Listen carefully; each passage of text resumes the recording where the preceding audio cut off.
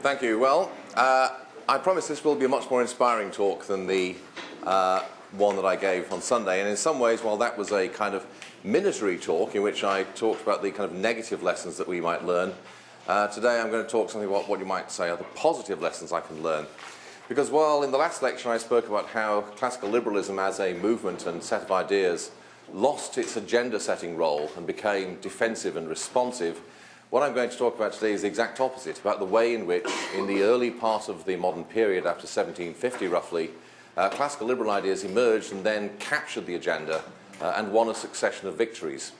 And this is enormously important because what happened was that they, as the agenda-setting ideas, determined a great deal of the content of modernity. The victories which classical liberals gained in the period that I'm talking about were enormously, profoundly important. They play a huge part in determining fundamental features of the world in which we live. Had they not won those battles, we would be living in a quite different world and a much less free world in all sorts of ways.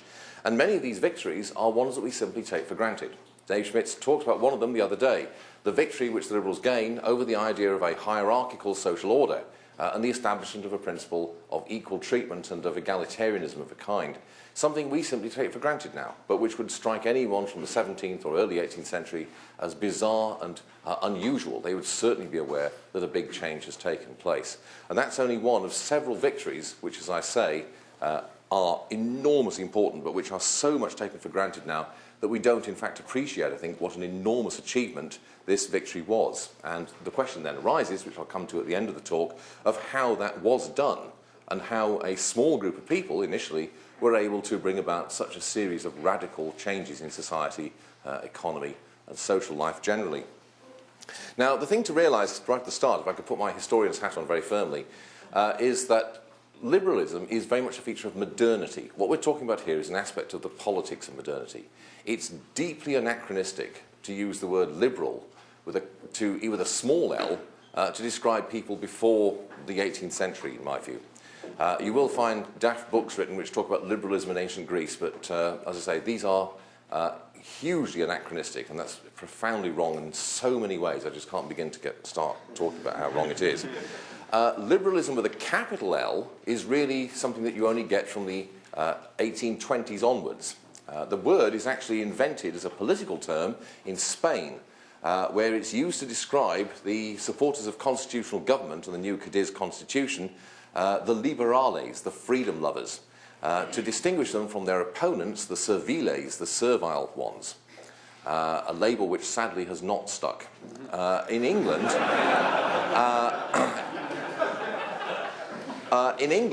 the first use of the term liberal with a capital L as a political label is in 1825 in a journal edited by the poet Bryn and his collaborator, the radical journalist Leigh Hunt.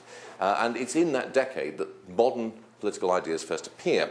But, having said that, you can see, tracing backwards about 100 years before then, the way in which the ideas that we'd later call liberalism gradually come together and come to be articulated and formed as part of what you might call broadly the Enlightenment, the movement of ideas in 18th century Europe. And I've got a sort of diagram here. Essentially, in the later 18th century, you have a kind of politics which, I suppose, using the English term, you would call Whig. That's very much the English term, refers to an English political party. But you can find similar politics in France under the later Bourbons, in other parts of Europe and so on. And in the 1820s, Whig politics, which is the first kind of modern politics that basically likes the changes that are taking place in the world, accepts modernity, thinks that modernity is a good thing, divides into the three dominant traditions of modern politics: liberalism, conservatism, and what you might call radicalism or egalitarianism. And it's worth saying, by the way, the word conservative is first used as a political label in 1841 by Robert Peel, the British conservative politician at Tamworth. So these three strands of modern politics all originate or develop from the kind of progressive Whig politics of the late 18th century. And I would say that all of these kind of politics can be understood. This is a way of making sense, if you like, of modern political debates.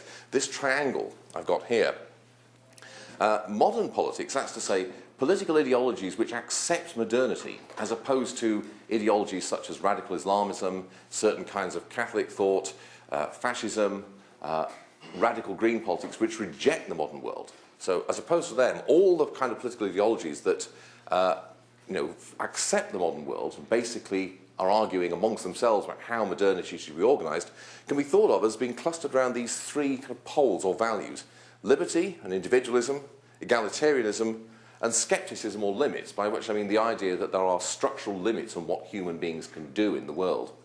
And you could say that classical liberalism tends to be more towards this point of the triangle, but it draws considerably on these other ones. And indeed, the same is true of political ideologies that are clustered on these other points. I should say, by the way, that one of the reasons why persistently people think that you should rather organise political viewpoints in a straight line is that many of the people who are self-consciously located on one of the three vertices of this triangle tend to see the other 2 points as being the same. So people who are at this end, who really are concerned with liberty or individualism, tend to think, well, conservatives down at this corner and socialists or radicals at this corner, they're both just collectivists who want to use the power of the state. Not much real difference. The egalitarians tend to think, oh, these people here, the individualists, the libertarians, and these conservatives here, they're both just people who believe in inequality. And the folk here tend to think that both these lots of people are hubristic rationalists who have, excessively abstract ideas. But when you actually start to explore the ideas, you'll find that there are these three quite distinct sort of positions, but all complexly interwoven. And so what happens in the 1820s is that you get a movement emerging which places liberty at the centre of politics, which has these other two elements in it as well, as we'll see, but which basically makes that the sort of central or starting feature. Now, what kind of people are we talking about? Well, essentially, it's the ideas which appear both in two places in particular, well, more than two, but two particularly important ones, Scotland and France. In the case of Scotland, you've got the thinkers of the Scottish Enlightenment, Adam Smith, of course, but also others who are less well known. Henry Hume, Lord Keynes, for example, Adam Ferguson, John Miller, a whole range of other thinkers of that sort, not forgetting, of course, David Hume.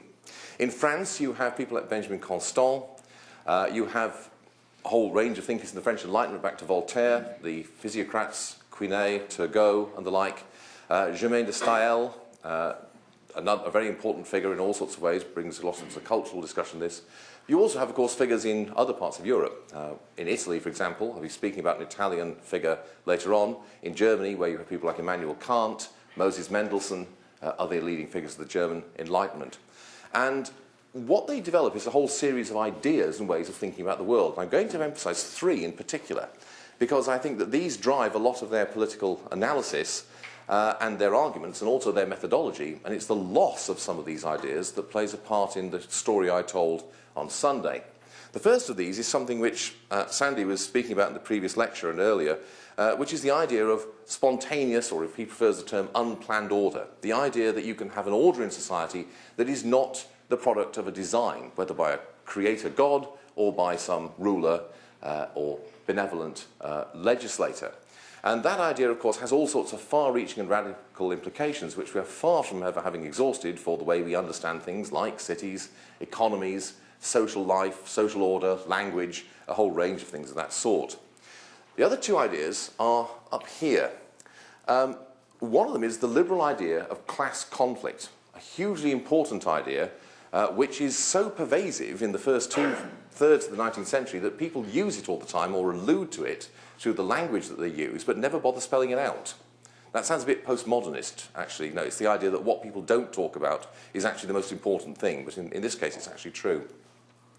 The idea is this, as Frederick Bastiat put it, in every human society there are two ways of gaining wealth. One is by production and trade and exchange, the other is by using force to extract it from other people. And this is applied to history and to society to argue that therefore in every society there is a conflict between two different social groupings or social formations.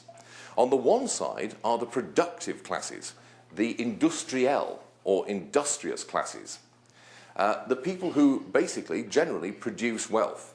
On the other side are the ruling classes, the wazif, the idle classes.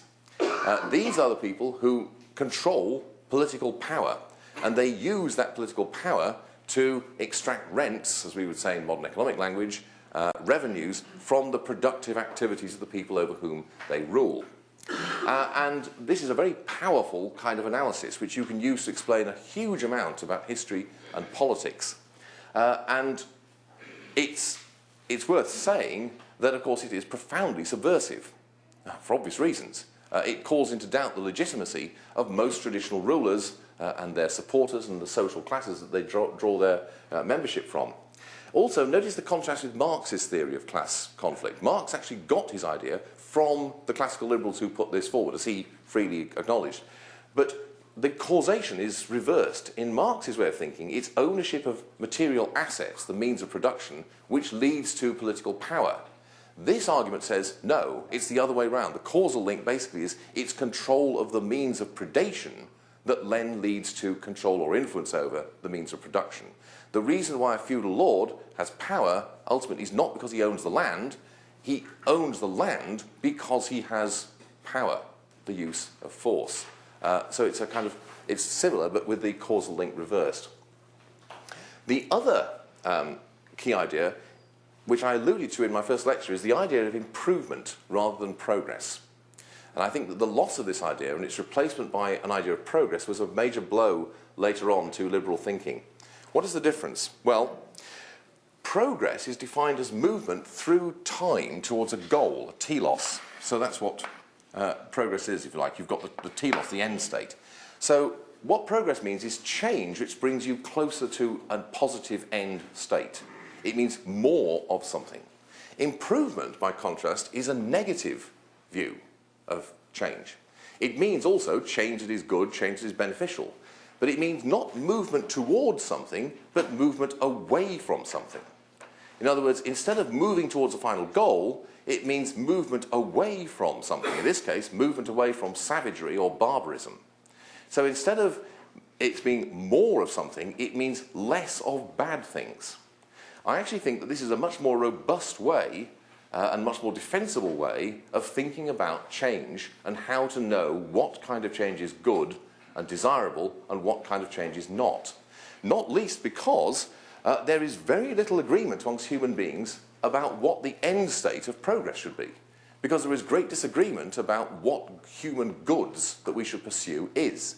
But there is very, very wide agreement amongst most human beings about what is bad. Most human beings, whatever else they disagree about, will agree that, for example, torture is bad, that violence is bad, that poverty is bad. And so it's much easier to work out what kind of changes you want to see if you think of it in terms of movement away from a bad state of affairs rather than movement towards a positively good one. Now, enough about this. What about the sort of position that these intellectuals, activists, the people who have these ideas face in the late 18th century? And it's important to emphasize that they face very, very daunting obstacles. What they face in particular is the Baroque State, the monarchical states of Europe that had grown out of the military revolution in the mid-17th century, and which by the late 18th century are at the height of their power.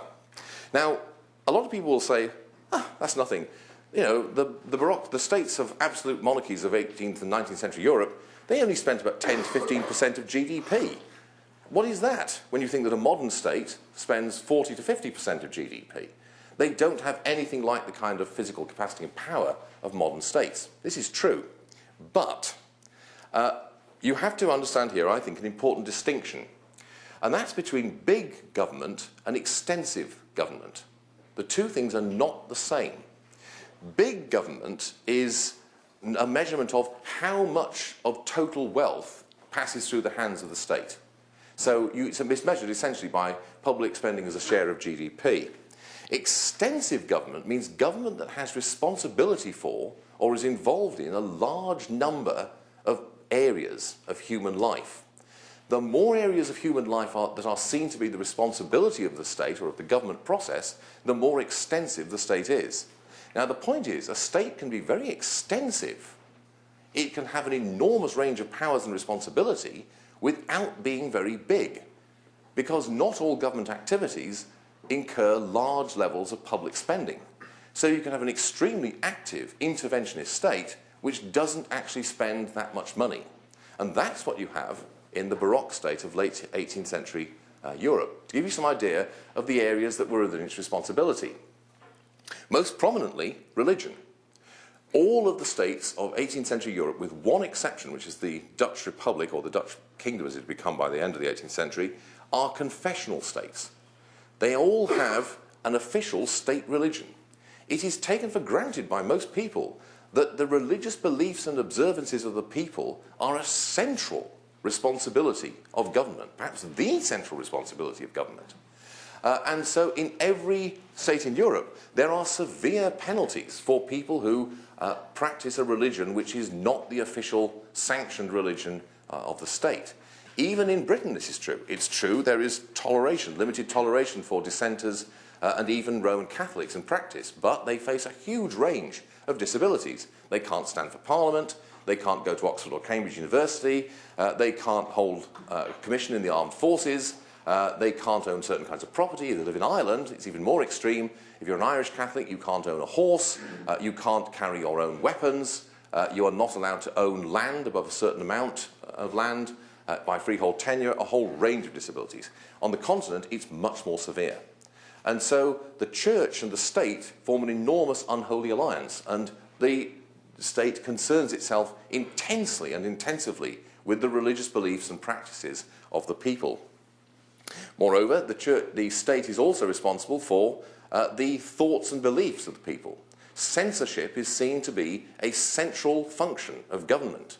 It is just, again, taken for granted that one of the jobs of government is to control and regulate what opinions are published and expressed through the press or through the spoken word. There's enormous machinery of censorship and control of what people can say found in every part of Europe. And this is not a joke. Many people, such as Voltaire, for example, spend a fair bit of time in prison because they publish things that fall foul of the censors. And in addition to the censorship imposed by governments, by monarchs and rulers, there's also the enormously powerful influence of the Index Purgatorio, the Vatican's list of forbidden books, which is, of course, enforced throughout most of the Catholic parts of Europe, and indeed also many of the Protestant parts. You'd be surprised how often Lutherans in particular think that they pretty much agree with what the Inquisition thinks about, whether or not a book should be read. And they're definitely on the same wavelength, they think. There's also another thing which may surprise you. It's generally believed that governments have a responsibility to regulate people's clothing. A very large part of the legislative output of 18th century governments is what we now call sumptuary laws, which are laws that determine what kind of clothes you can wear. And one of the main reasons for doing this is to preserve social hierarchy. It's to make sure that people who are rich but of servile or non-noble status can't con people into thinking they're nobles because they wear fancy clothes. So there are strict rules saying that if you are not a noble, for example, you can't wear clothes made of silk. You cannot wear heels of more than a certain height, or carry a sword, or wear certain kinds of hats. All because these are markers of social status, and the state takes it upon itself, as one of its responsibilities, the regulation of dress and public demeanour and appearance.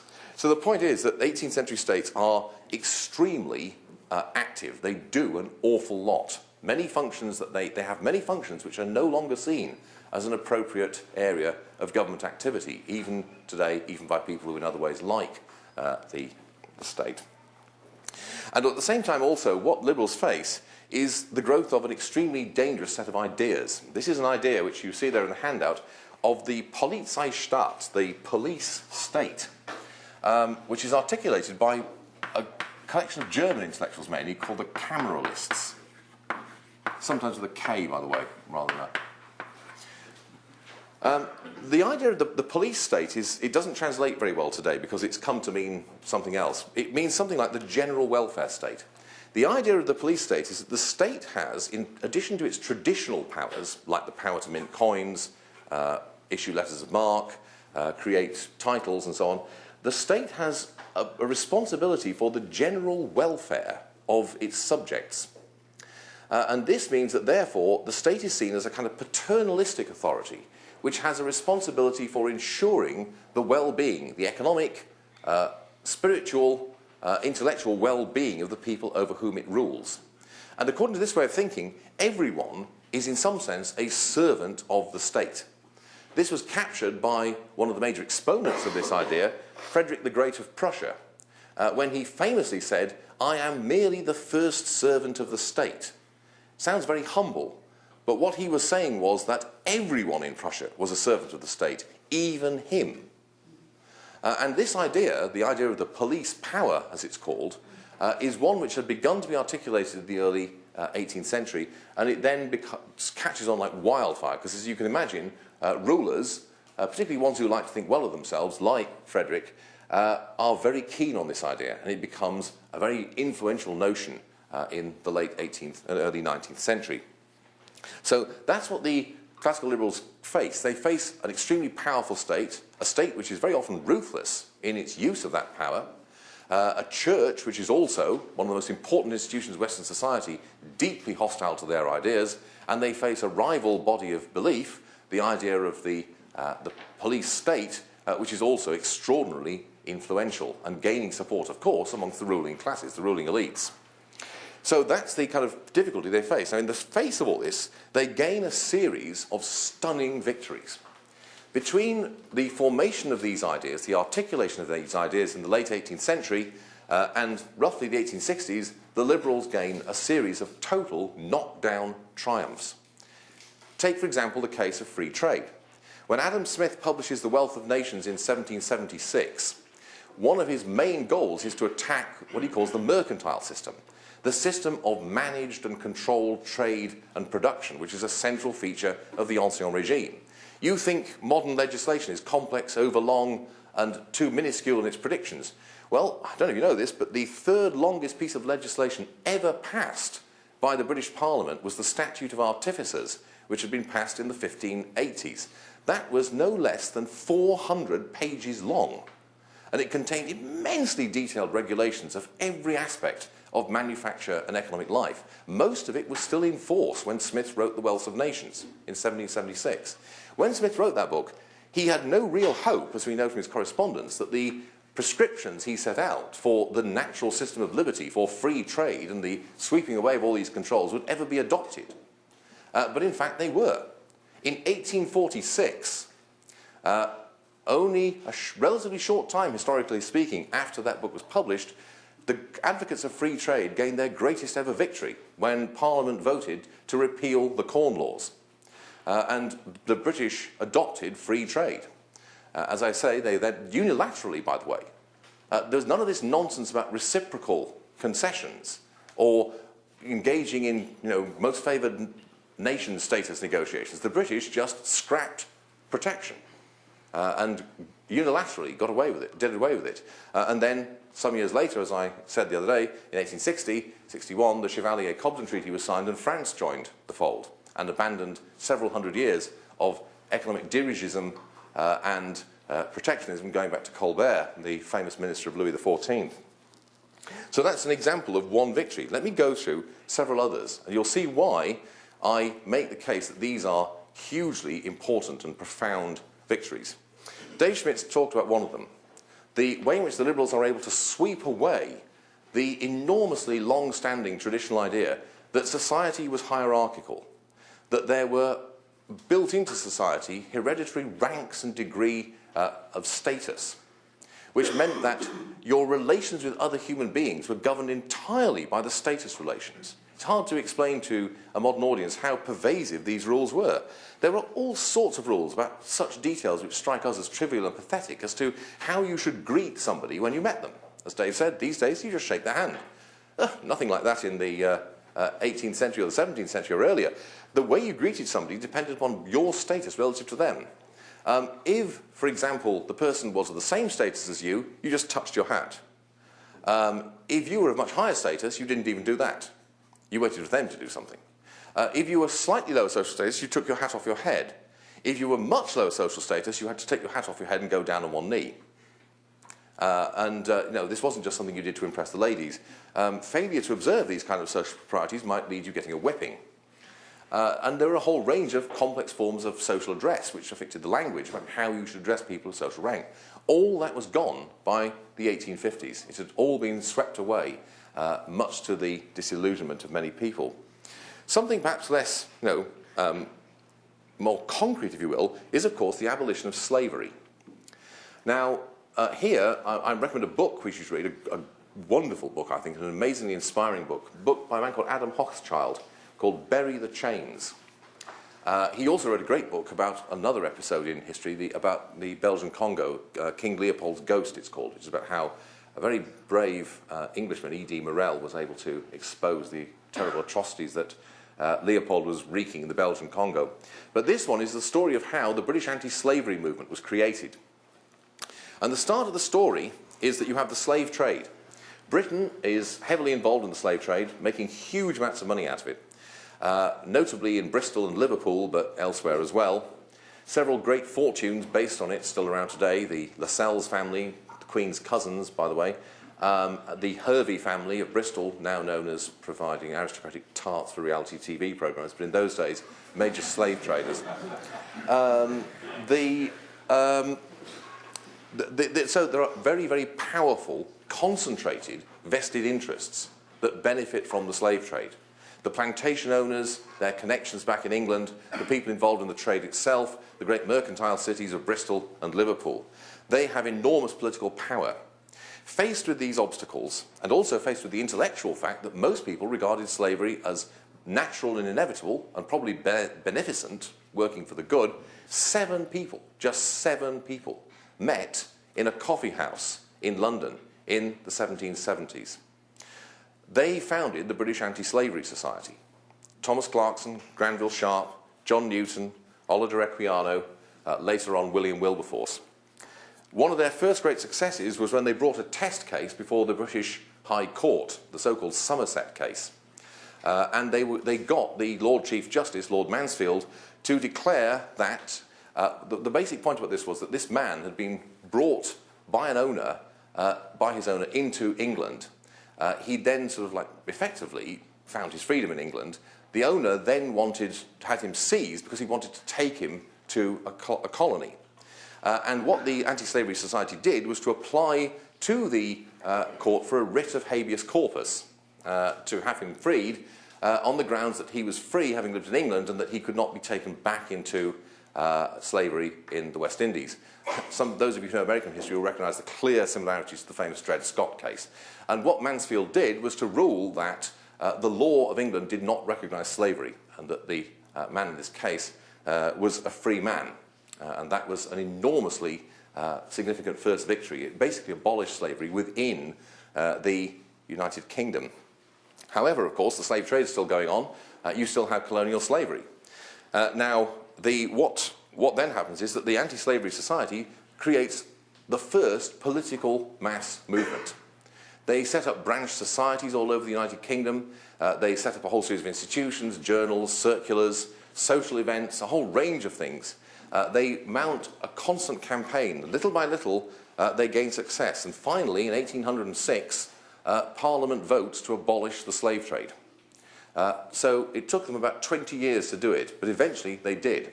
And the British then took the view, well, if we aren't going to make any money out of slavery, damned if anybody else is going to. And the Royal Navy set up what was known as the Guinea Station. They kept, throughout the whole of the Napoleonic Wars, by the way, they kept at least 30 ships on patrol between the west coast of Africa and the New World, and these would sail down and intercept any ship that they suspected of carrying slaves to the New World, and if they did find them, the slaves would be taken back to Africa, to Sierra Leone, to Freetown. The slavers would be hanged from the yardarm as common pirates. And the rest of the world was pretty pissed off about this because this was on the high seas, but this was the Royal Navy after all. So nothing much they could do about it. The campaign, meanwhile, goes on against slave production in the West Indies, and finally, in 1833, Parliament voted to abolish slavery in the West Indies. The first time in human history, really, that a major state had got rid of slavery. Similar things have gone on in France, by the way, where a similar organisation had been set up, the Société de l'Amie des Noirs, the Society of the Friends of the Blacks, led by a guy called Brissot de Warville, who was later on a leading revolutionary politician. A Girondin lost his head rather sadly when the Jacobins took power. But the society, led by a guy called the Abbé Grégoire, was also able to successfully abolish slavery, first in France and then, after the fall of Napoleon, in the French colonies as well. And a point I will return to later on is to say that this was done despite the fact that at the time it was abolished, slavery was more profitable and more economically successful than it had ever been. The idea that slavery was abolished simply because it was no longer productive or profitable is false and has been shown to be false by a mountain of empirical historical research. The Liberals won this victory. They got rid of slavery in the face of not only concentrated political vested interests, but also in the face of an economic situation which should have enormously favoured their opponents. And it's hard to emphasise how important and dramatic a victory this was. Slavery had been around in every human society since the earliest records could be traced. Most people, even if they thought it was a bit sad, saw it as utterly inevitable, and many people saw it as divinely ordained and sanctioned and positively good. Between 1772 and 1878, when Brazil finally abolished slavery, slavery was virtually swept away throughout the Western world. And then the British primarily were able to shut down the Arab slave trade in the second half of the 19th century and get rid of the slave trade in places like the Barbary Coast and the Middle East. An unprecedented break in human history. Nothing like this had ever happened before. And the other thing to bear in mind is that there was an enormous ideological victory. Nobody these days is going to stand up on a platform and make a pro-slavery argument. It just isn't going to happen. It has become simply unthinkable to justify or to defend a social order which has slavery as one of its features. And that is something we just take for granted. We just think, well, of course, who is going to do this? But we should stop and think about what an enormous and total victory that was. Another one of the great victories, is the privatization of religious belief. Now, this is often cast as being about toleration, but it's much more than that. Toleration has existed at many times in human history. You have toleration under many Islamic states, for example. You have toleration in many parts of India. But toleration implies that the religious belief of the people is a concern of government. It's just that the policy that the government has chosen to follow is one of toleration.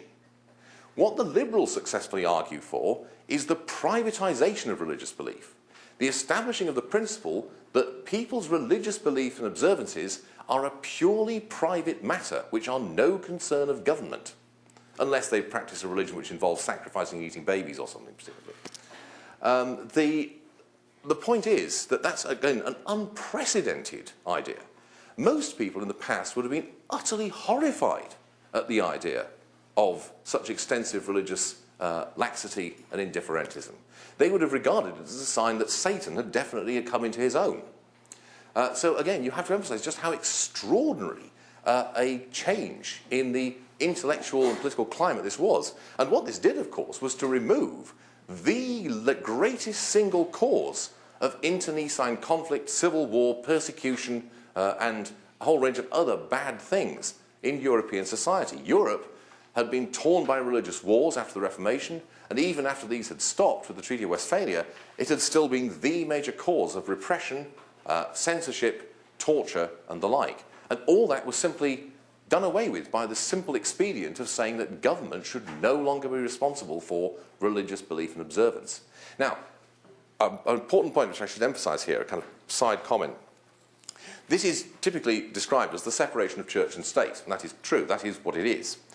However, what you'll often read is people who will tell you that there's always been a separation of church and state in Western society. This is nonsense, right?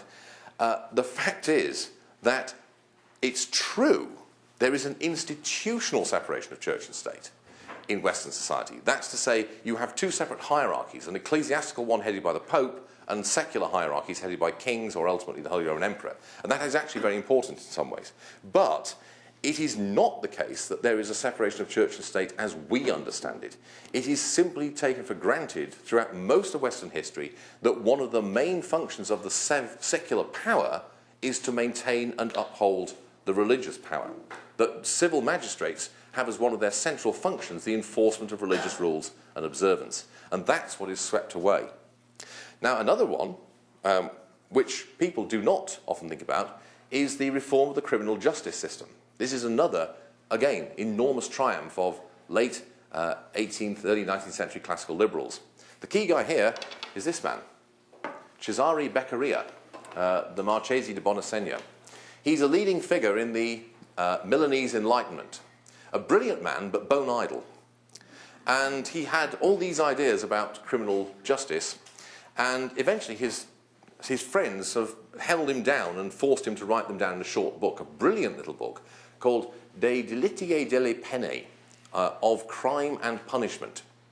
And this book had an amazing effect, and within the space of 50 years, it completely transformed the criminal justice system in most parts of Europe, and indeed also North America. Now, why? Well, it was not a good idea to be a criminal in 18th century Europe in some ways. And it was also not a good idea, however, to be involved in the legal system in any way. The criminal justice system of the 18th century was extraordinarily brutal and savage, but also ineffective. For an amazing number of crimes, you could receive the death penalty. In England, for example, by 1815, there were more than 250 capital crimes, which ranged from things like, obvious ones like murder, to damaging Westminster Bridge, or stealing goods worth more than 3 shillings and sixpence, grand larceny, as it's called technically. Execution, anywhere in Europe, was invariably public. It was always carried out in public. In London, this would mean that if you were condemned to death, you would be taken to Newgate Jail, and then on the day appointed, as the sentence said, you would be taken out of Newgate in a cart, and you would be paraded through the streets of right through the city of London, all the way to Tyburn, the great gallows where Hyde Park Corner now is, where you would be hanged in front of a large audience who would pay tickets to watch your slow and painful death. Now, that was comparatively humane, however, compared to what happened on the continent. In France, for example, a common form of the death sentence was breaking on the wheel, which meant that you would be strapped to the wheel of a cart, and the executioner would smash all the bones in your limbs repeatedly with a hammer. And when your arms and legs had got completely floppy because all the bones were smashed, they would be threaded through the spokes of the cart, and you would then be left to die in extreme pain over a couple of days. Even if you did not attract the death sentence, you could suffer extremely brutal punishment. Flogging, for example, or for slander, having your tongue bored or slit, which means that they would take a sharp red-hot knife and slit your tongue in two, or shove a red-hot poker through your tongue. These days, of course, people do this for fashion statements, but this was involuntary. Or you would suffer the penalty of demembration. You could have your hand chopped off. Or you might be branded. Being branded was a frequent punishment for many people who had committed a capital crime but been excused the death sentence. So the point is, it's extraordinarily brutal and savage punishments. Moreover, not in the British Isles, but in the rest of Europe, judicial torture is a very widespread practice. It's generally thought that the most efficient way of getting to the truth is to torture people. And so if you are charged with a criminal offence, it is very likely that you will be subjected to charming treatments like the boot, which is where a kind of steel clamp is put around your foot and it's tightened with a screw until your foot is crushed, or the rack, or other various kind of torture devices. Not to mention other charming institutions, quasi-judicial institutions such as the Inquisition, which deserves its bad reputation, despite the fact that some historians are trying to whitewash it these days and say, well, it was quite nice. I mean, they only killed a few people, you know. Now, the thing is this, however. As I said, this system is not only brutal, it's also ineffective. And this is shown by the fact that crime is actually rising, as far as we can tell, throughout this period. One of the reasons is that, in fact, although in theory you could be hanged for a lot of crimes, and many people were, the chances of any one person being hanged were actually very low. because there were lots of ways you could get off with punishment, escape conviction, and also juries in parts of Europe that had jury trials were very reluctant to convict, and so people were constantly being acquitted on the most flimsy grounds. So although large numbers of people are in fact brutally executed, they're actually an increasingly small proportion of the total number of people brought before the courts. And the courts are constantly looking for other expedients, including some which probably are a fate worse than death, like transportation to Australia. And what Beccaria came up with was a very simple insight, which is the idea that what you want is not severe and brutal punishments, but predictable punishments. In other words, that the key variable is the likelihood of being caught and the likelihood of being punished. And he said that if the criminal knows that he is likely to be punished, then you can have a mild punishment. And that will actually be more humane and more effective. Beccaria is also, by the way, the first person to explicitly argue against the death penalty. And it's worth rereading his arguments against the death penalty, because his central argument is a libertarian one, which is that this is not a power that you should ever want to give to governments. The power to deliberately kill people is not something that you want to trust anyone to exercise, least of all the rulers. Those are just a few examples. There are quite a few others. Free speech and the abolition of censorship, for example. The point I'm making, though, is that between the 1770s and the 1850s, there's a kind of war of ideas and politics going on a whole series of fronts, and front after front, if you like, whether it's trade, economic regulation, constitutional government, free speech, opposition to slavery, religious toleration and freedom, the liberals are victorious time after time. The point is that they are engaged in intense debate, but they were the ones who increasingly set the agenda. And it becomes increasingly simply not just unfashionable, but disreputable to oppose many of the ideas that they put forward. Now, it's worth saying that they do this in a number of ways. How do they do this? Well, partly through politics, but that's only one small part of their strategy. They do many, many other things. For example, they make use of the new methods of communication that were appearing at this time. They are very successful in exploiting the advent of cheap printing, the newspaper, the introduction of cheap postage, particularly standardised uniform postage due to reform of the state postal services in England and then elsewhere, and also on the continent by Napoleon. They create mass propaganda, and they also create mass organisations. One of the ways they do this is by setting up institutions which combine political activism with other things, notably entertainment and leisure. They create organisations, in other words, with clubs, structures which are not just designed to campaign for a particular political goal. They're also a place where people can socialise, have a good time, things of that sort. And this brings in many people who would otherwise not be involved. They make great use of literature. I mentioned that the journal in which the term liberal first used was run by two people, Leigh Hunt and Byron. That's typical. They involve many of the literary figures in these campaigns. Many of the great literary figures, like Byron himself, are supporters of this movement. And this means that references or allusions to liberal ideas occur constantly in the popular literature of the time. They also make great use of media like the pamphlet, for example, the humorous cartoon and things of that sort, to basically attack their opponents and put forward their own ideas. They also create public opinion. And I use the word create deliberately here. There is no public opinion as such under the Ancien regime. There's only the opinion of a small elite. What the liberals do is try to deliberately shape public opinion. And that means not just getting people to think a particular way, but getting them to think about public affairs in the first place. And they do this through a number of means, some of which I've already alluded to.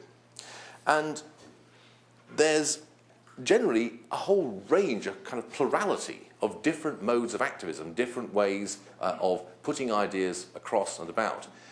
Interestingly, referring back to something several of us have spoken about, a lot of this is done by free intellectuals, public intellectuals who may have a university post, like Adam Smith, for example, but who in many cases do not.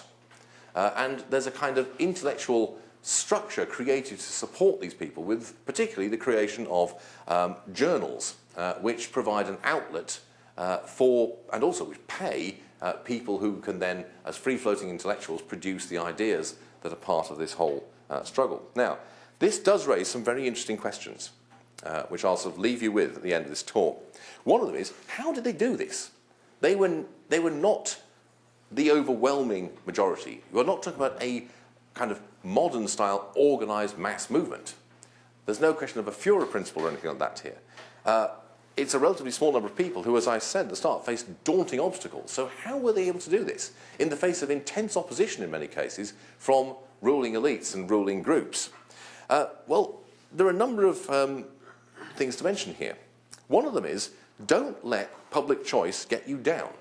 One of the lessons that to draw from the story I've told you is that you can take public choice a bit too seriously, even though it is very insightful.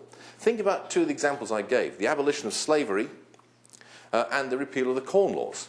According to public choice analysis, neither of those things should ever have happened, because in both cases you had a highly concentrated, very powerful group that gained from the policy, whereas the opposition to it was dispersed, widespread and hard to organise. And yet, in both of those cases, the opposition was successfully mobilised, and the vested interest group, the slave owners and the slave traders, or the great landlords who benefited from the Corn Laws, were defeated.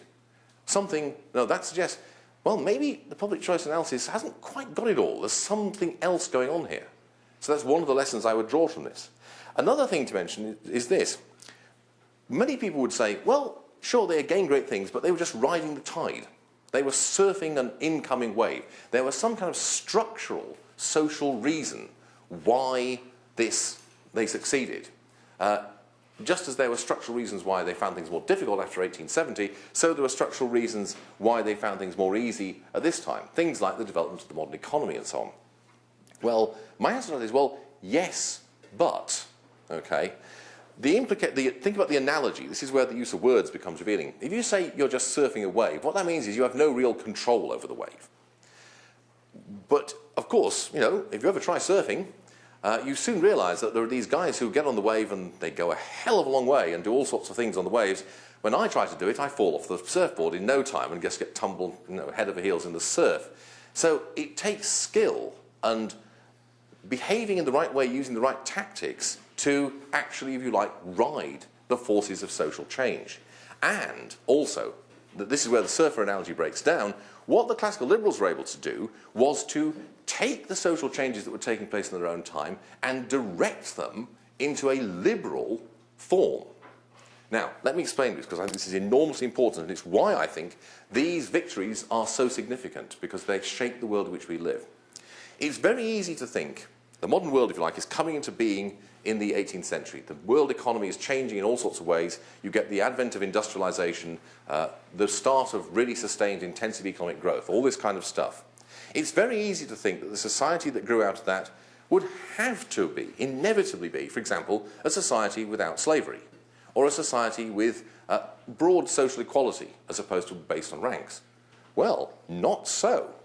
As I said earlier, the evidence is that slavery was highly profitable at the time it was abolished, and that economically it made a lot of sense. You could not actually justify slavery's abolition on efficiency grounds in the 1830s or later. It's quite possible that you could have had a form of society which has a market economy in some ways, a modern economy in many ways, but which has slavery as one of its central institutions. Arguably, the antebellum South of the United States is a kind of sort of faint notion of what such a society might have been like. Again, the idea that a modern society must be broadly egalitarian and not have rigid social ranks, but there are various cases where you can quite clearly see that it could have developed in a different way. Russia, for example, is a society which is modernizing in the 19th century, which still has a very rigid social hierarchy. The antebellum South, again, is one where an aristocratic ethos is articulated, although with much contested, I have to say. So the point is that what the classical liberals were able to do was certainly to take advantage of underlying social changes. They were able to, as I say, ride the wave, but what they also did was, by winning key victories, to ensure that the modern state that emerged would be a liberal state in a certain sense, not one of a different kind, some kind of more advanced version of feudalism, for example. And that's why these victories are so enormously important. One thing that people will often say to you is, well, yes, this is true, but they had an advantage that we don't have. They didn't have to deal with democratic politics. This is the idea that one of the big problems with that classical liberals face today is the fact that we have to deal with democracy. And the argument is that democratic politics contains certain kinds of built-in incentives which lead to things like the growth of government. Now, this is an argument which I used to believe myself, but I no longer believe it. I think it's false, actually. What I would say is this. You have to shed what I would call the illusions of democracy. What I would say is that in every political system, whether democratic or not, the politics that actually matters is elite politics. It is typically the elites, the people who control the political system, these guys, les oisifs, they are the ones who will ultimately decide what kind of course things do. However, they may do things that they don't want to do because they have pressure put upon them. Or you may even persuade them to change their minds. It seems to me that the problem is not any more severe in a system where you have a kind of democratic form of representation to one where you don't. The function of the democratic institutions, in my view, is to basically act as a kind of a legitimating mechanism, but also a mechanism by which people can let the rulers, the elite, know when they're seriously pissed off or what they really aren't prepared to take anymore. People used to do this by rioting. That was the kind of traditional 18th century way. If you wanted to send a message to the king, you killed a few tax collectors, burnt down a few customs posts, had a riot or so, and typically they would then say, oh, well, okay, we'll withdraw this tax or whatever it was. These days, they do other things. So there is an actual kind of communication going on in large-scale riots in the 18th, 19th century. That's why they're so ritualistic, by the way. There's kind of ritual involved in the rioting, which is because both sides know that they're engaged in a kind of game. And so therefore I do not think actually that the difficulties that they faced were any greater. Maybe different, but not actually any greater. So I don't think that explains their success. And finally, one thing to emphasise about the Liberals in this period, up to about the 60s, is their optimism. A chap called Ian Bradley wrote an extremely good book called The Optimists about Victorian Liberals in Britain. And it is true, if you read the writings of these people, they are constantly, in the words of the famous song, accentuating the positive and eliminating the negative. Bing Crosby, I believe. The whole message is to make things better, to get away from things that are bad and to make the world a better place. And that positive message gives them an enormous advantage, I would argue, over their opponents who, by contrast, are simply accentuating the negative. Okay, stop there.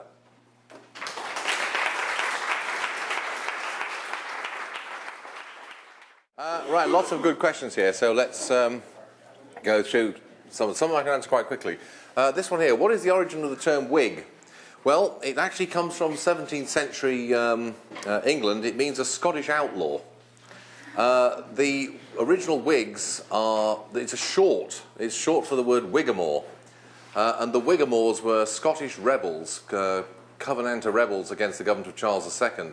And they got the name Whigamore because they came from the southwest of Scotland, where Whigham was the word that people used to sort of urge on their horses.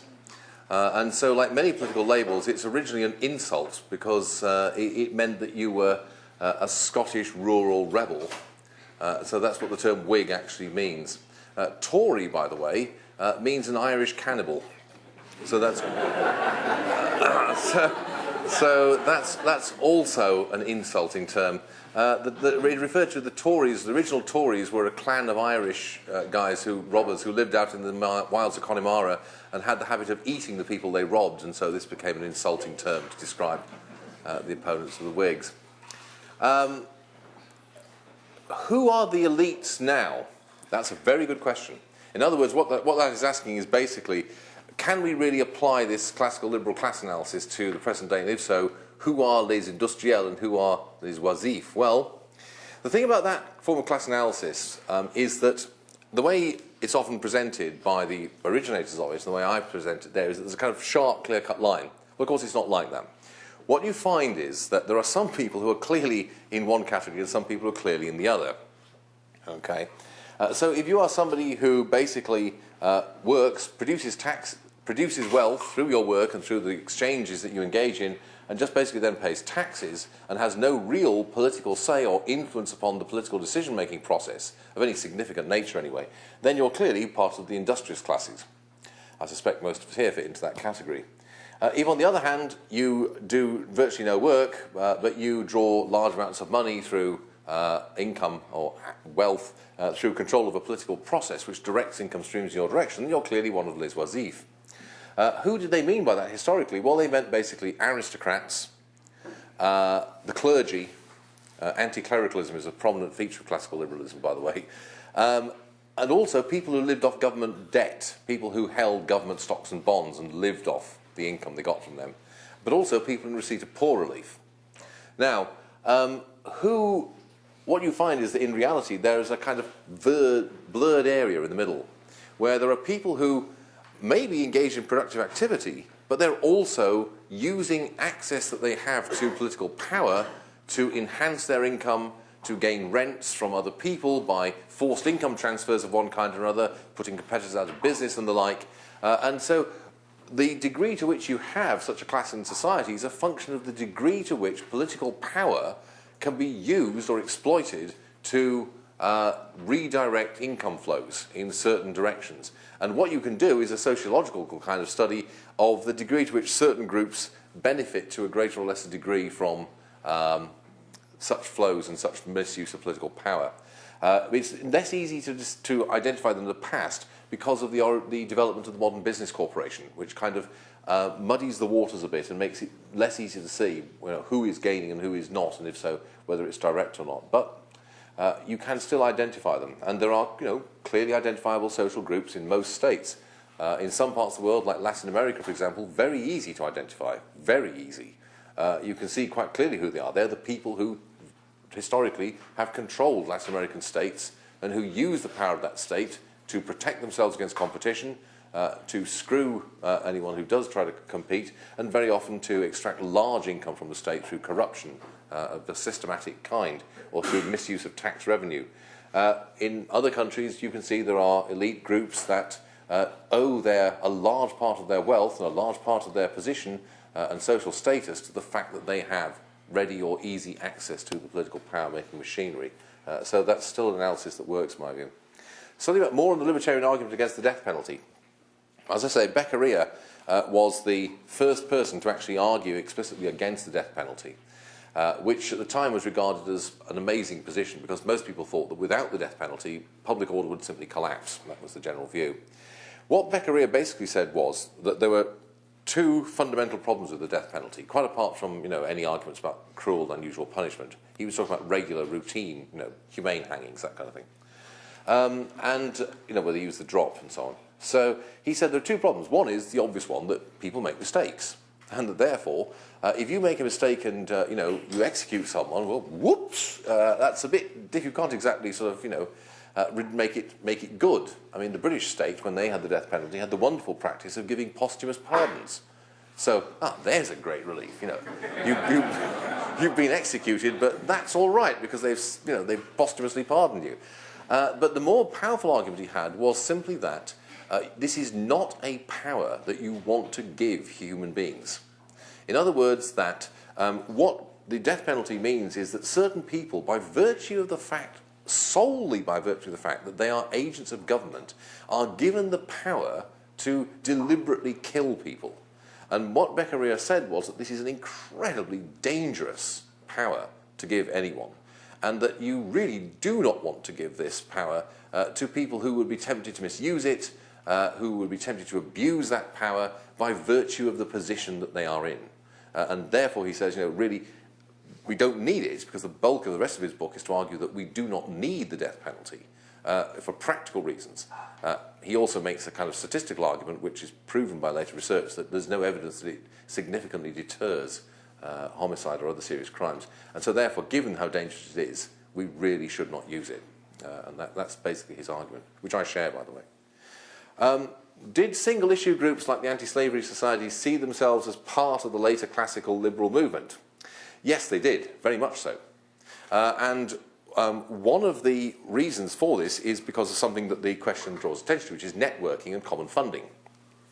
Now, a British historian called Brian Harrison wrote an essay a few years ago in a book called Pressure from Without. The book is edited by a woman called Pat Hollis, and it's called Pressure from Without, and it's about pressure groups, single-issue groups in 19th century Britain. And she makes the point in her introduction about how this was a kind of unprecedented expansion of the sphere of politics. It involved ordinary people in politics for the first time.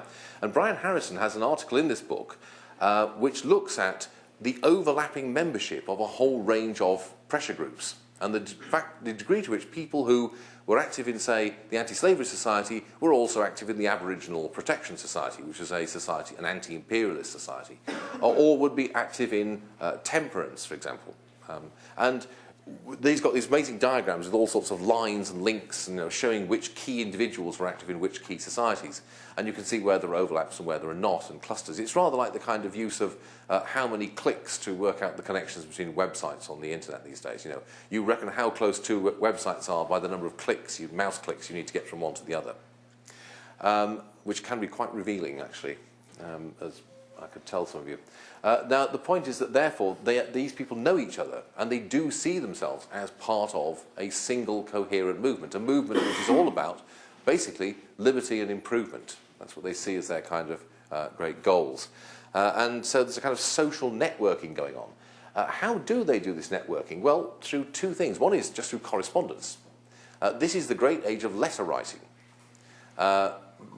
Historians hate the telephone, by the way.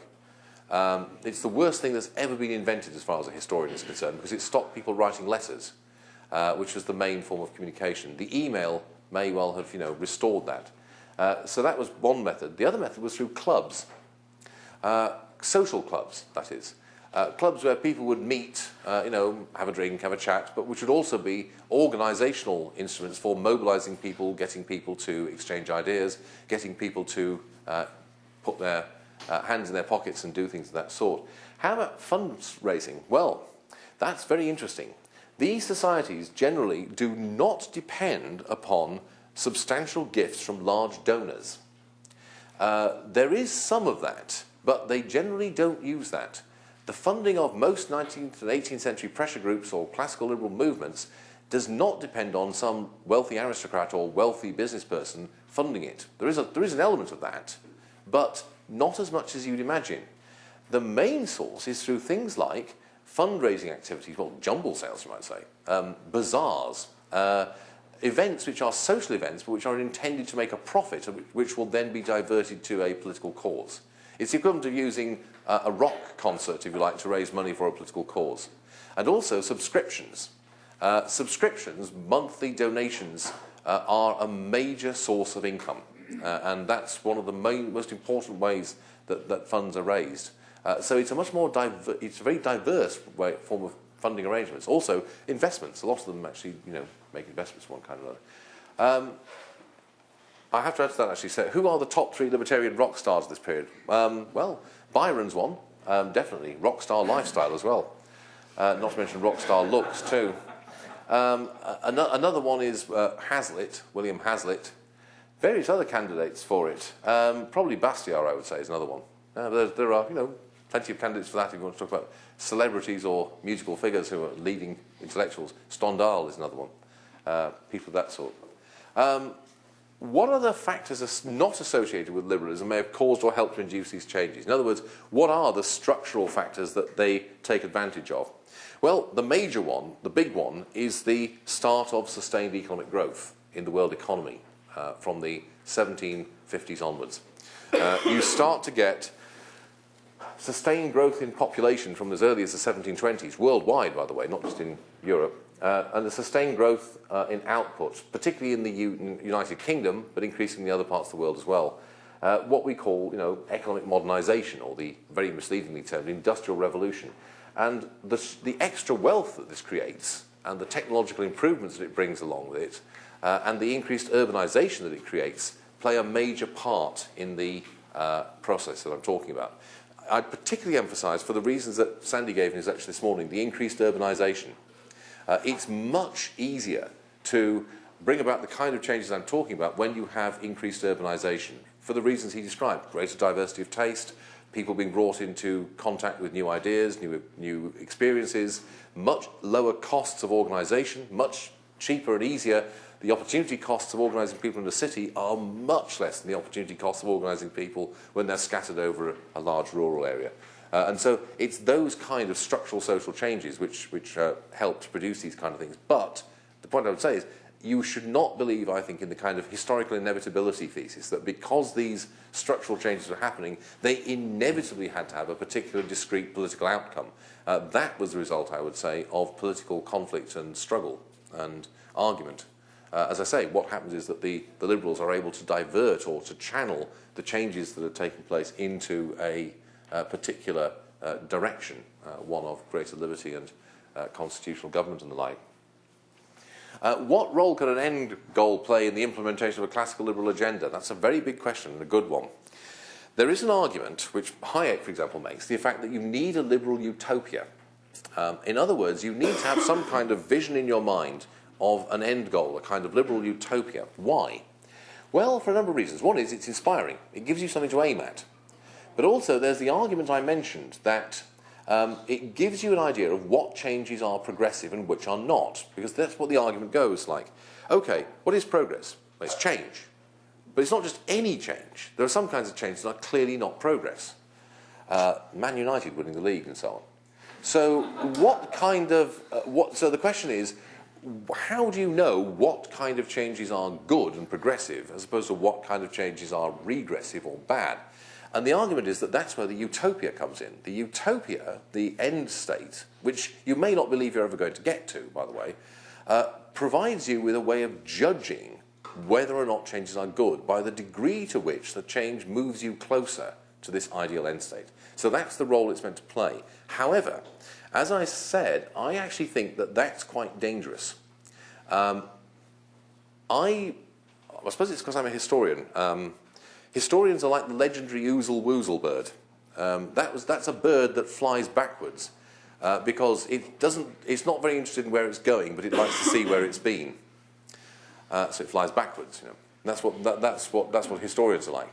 But I actually think that there's a great danger, and historically you can see how this works out, in having a vision of progress which is directed as a movement towards an end state. Because what if your utopia loses the commanding position? That means that the changes you want to see will no longer be regarded as changes for the better. And as I said, it is very, very difficult to achieve any kind of agreement about what is the good for human beings. That's not only because there are all sorts of different and competing versions of what is good or what is human excellence. These things are, I would argue, incommensurable. There's no way in which you can actually grade different ideas of human good or benefit and say, this is more important than that one. There is no kind of meta good that you can use to sort or order things in that way. Furthermore, any kind of change which may benefit, create more of certain kinds of goods may well make other kinds of good impossible. So, for example, the modern world makes a much wider range of human excellence possible. For most of human history, the only kind of human excellence you could pursue was to be as good a peasant as possible, because that's what you're going to be. Now, in the modern world, you can pursue many other kinds of human excellence, but there is a cost to this. Certain kinds of human excellence are no longer possible. You can no longer pursue the form of excellence exemplified by a Japanese samurai, for example, because if you did, you'd almost certainly end up in prison the first time you whacked off a peasant's head with your long sword, which you were perfectly entitled to do under the samurai rules of old Japan if he slighted you. That particular form of human excellence is no longer possible, which is why one of Japan's most famous authors, Yukio Mishima, who was an advocate of that kind of lifestyle, ended up by committing ritual suicide because he believed he was living in a society where you could no longer achieve human virtue. Now, it's by contrast, if you define progress as being movement away from something that is bad, that apparently more restrictive negative definition actually allows for a much wider range of things. Because as I said, we may not agree about what is good, and we have big philosophical problems when you try to sort of like rank different goods. But pretty much all human beings can agree on a short list of what is bad. And can also agree, therefore, to the extent that there is less of these things in society, it's better. And I think that's a much more robust and defensible and ultimately attractive kind of position. And it makes possible a whole range of arguments. So virtually everyone will agree that torture is bad, that cruelty is bad, that poverty is bad, ill health is bad. And so it's quite easy to say, well, my position will make the world better because it will mean less of these things. And that's an argument which is open, which is appealing to a much wider range of people in many ways, because you're not tying it to a particular end state which they may not like or agree with. Where do I see classical liberalism in the future? Is it cyclical or are there parallels? I'm going to talk a bit about that in my next lecture. My own view is that there is a kind of cycle, perhaps of the kind that Sandy was talking about, but a much longer time scale, perhaps. There is a kind of, I think, almost like a 100-year cycle which is partly driven by human generations, I think, of trust in government and collectivism and trust in individualism and individual enterprise. And I think we're at the moment, I think we're in a sort of realignment, rather similar to the realignment that took place at the end of the 19th, start of the 20th century. And I think that within about 10 years, things will have changed quite dramatically. I think also, I am broadly optimistic about the future of classical liberalism. I think that provided we can sort of play things the right way and also develop ideas that are useful and applicable to the kind of world that's emerging out of current changes, then it will have a long way to go. It says here, is the slave trade an exception? Ideas rather than interests causing change. It's the classic example of how ideas can overcome interests. If it had been down to interest, the slave trade would never have been abolished. So that's the classic example, really, of how ideas can overcome even the most powerful vested interests. And in a political system which gave those vested interests enormous purchase on the political process.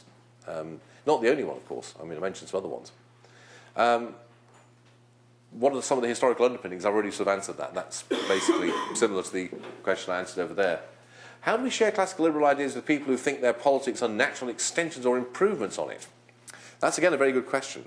Social liberals in particular tend to argue that classical liberalism is appropriate for its time, but that we've gone on past that now. We've gone on to something new, and that the idea is that, okay, it was all right sweeping away constraints, that did enhance liberty, but that now to enhance liberty, you need to promote positive liberty, and that means an active role for government.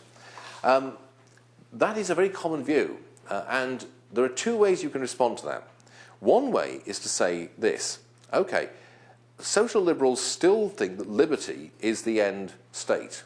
A way to respond to their arguments is to say that their favoured policies and ways of behaving or ways of acting will not actually serve the ends that they want to pursue. That, in other words, they will actually be, from their point of view, counterproductive. Another point is to address at a more, that will work with kind of general discussion, I think. At a more intellectual level, you have to undermine the view of history that lies behind that. That's an example of bad intellectual history, really, because what lies behind that is a notion that progress means movement from a laissez-faire system to the modern welfare state. And therefore, if that is the kind of way you define progress, then by definition, a social liberal, social democratic approach is more progressive, more modern, more up-to-date than the classical liberal approach. So what you have to address and knock down is the idea that that is progressive. Now, there are a number of arguments you can make to do that, which tie in with the first kind of tack to take. And that is basically to say that, as people did argue at the time, like Herbert Spencer, that the welfare state is actually regressive.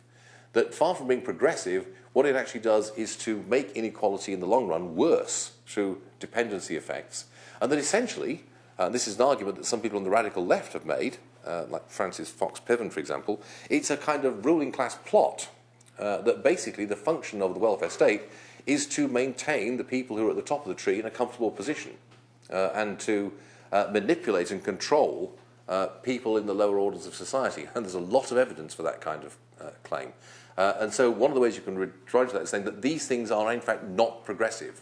that if you do want, say, greater equality, that's not the way to go. It isn't going to work, and therefore this is not a kind of continuation or follow-on or sequel to classical liberal ideas. How do we spread ideas in the noisy media of the 21st century? That is true. This is a problem. One of the difficulties that all political ideologies face now is that there is so much competition for media time, media attention. You've got to compete with whatever the latest reality TV show is. Definitely not an improvement in my view, by the way. You've got to compete with all kinds of popular leisure and entertainment, a gamut of things. The thing is, you've just got to find something that will make what you have to say interesting. And my own take on this is two things. One is narratives, interesting stories. These have a great power that more abstract analysis often doesn't have. They can lead people on to the analysis, but I think that stories of all kinds, historical stories, contemporary stories, are much more appealing, and they're a hook that catches people much more than abstract analysis often does. And the other thing is to apply arguments to problems that people are actually interested in their regular lives. Apparently mundane things. And the trick is to, not trick, I mean, what you want to do is to make people realise that what they may see as a kind of uncontrollable natural phenomenon is actually explicable, and that therefore something that's happening to them, or some aspect of the world that they're bothered about, can be explained or made sense of in this way. And if, to the extent that people are interested in, they'll sort of zoom in on that against all the background. Worth saying, by the way, on the other hand, though, that I think the multiplicity of media that we now have is a huge opportunity and an enormous improvement.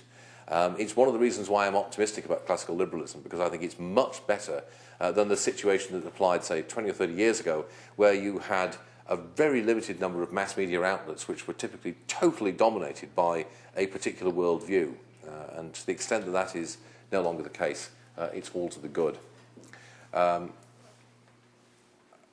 Sort of covered that. Yes, that's a very, very interesting question there. That lessons from the Corn Law's fight for unilateral tariff reduction by the US.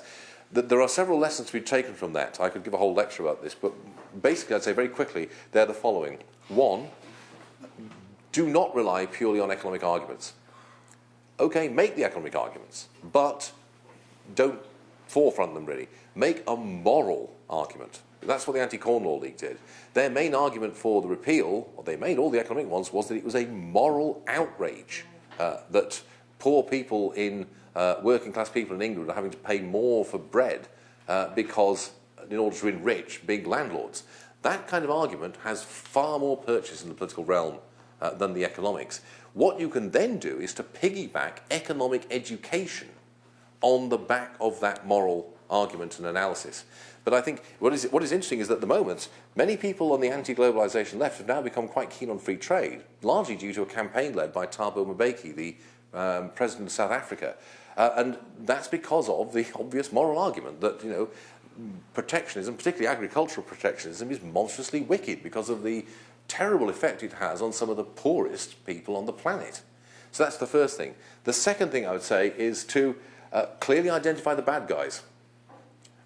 Name and shame the bastards who are benefiting from this. People like the extraordinarily small number of US sugar growers who get literally billions of dollars out of US sugar protectionism. There's one particular family, I forget the name of them, who... that's right, yes, get an enormous amount from this. And quelle surprise, they are the biggest single donors to both the Democrat and Republican parties. So that's a second tactic. Nothing like naming and shaming the people who are actually benefiting from this. And also make it a kind of fun thing to do. One of the reasons why the Anti-Corn Law League was so successful was because it was a social movement. It wasn't just a political movement. It was a major social movement which had lots of events which were, again, like I say, the 18th century equivalent of rock concerts. And that's a very powerful way of diffusing ideas. And it's worth saying, by the way, the other lesson from that is the repeal of the Corn Laws had an enormous long-term effect, because what it did was to educate the great mass of the British middle and lower classes in the idea that free trade was not only economically sensible but virtuous. And the consequence was that for almost 100 years it was political suicide to stand on a protectionist platform in Britain. In 1906, Joseph Chamberlain had split the Conservative Party by running on a protectionist platform, what he called tariff reform. What was the result of that? The Liberals, who ran on a traditional free trade platform, got the greatest landslide victory that any political party has ever had in British political history. And it took the Great Depression in 1931 to move away from it. But I'm just about to finish. I'll see if I can get this. There's only one very quickly on this one. How to gather popular support for liberal reform when the standards of living have improved so much. I actually think that makes it better and easier to gather support. Because when people have higher standards of living and more disposable income, it's easier for them to see that they don't have to depend upon government, that they can do things more for themselves. So I actually think that increased affluence is a benefit rather than a handicap. Okay, stop there.